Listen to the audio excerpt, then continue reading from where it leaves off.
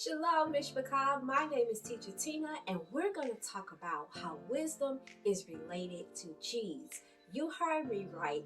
Wisdom is related to cheese. So, if you want to learn more, keep watching.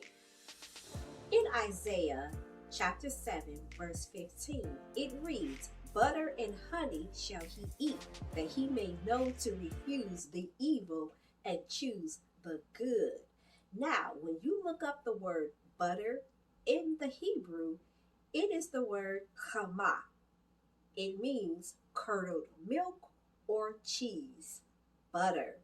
So we have to ask ourselves, why did Yahuwah relate cheese, honey, to know the difference between evil and good? So let's tackle this mystery.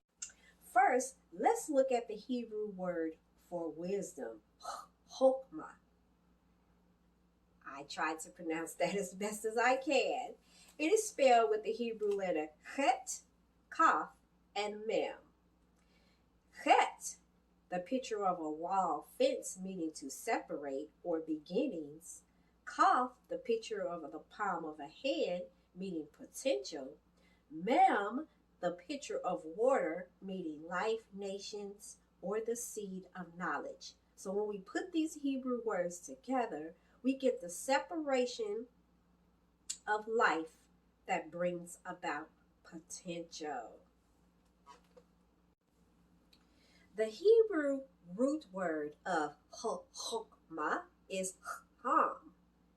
This means heat, to separate water. When heat is applied, water evaporates or it separates.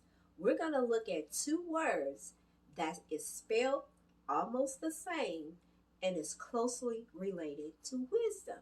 You have skin bag and you have the word cheese. When milk was placed inside of skin bags and set out in the sun and shaken, the enzymes caused the separation of water from the milk, creating cheese. So, what can we gain from this? Well, how our ancestors saw this is one who is able to separate between good and evil, just like cheese separates itself. So, in the verse Isaiah 7 and 15, we see that wisdom is given to the one who can separate between good and evil, cheese and honey. In 1 Samuel 7 and 18, the commander is giving 10 cheeses to look out for the well-being of his sons. Then David declares war on the Philistines. So in order to have wisdom, we must be able to discern or rightly divide between good and evil. This is how we walk out the knowledge that we have acquired by learning and studying Torah.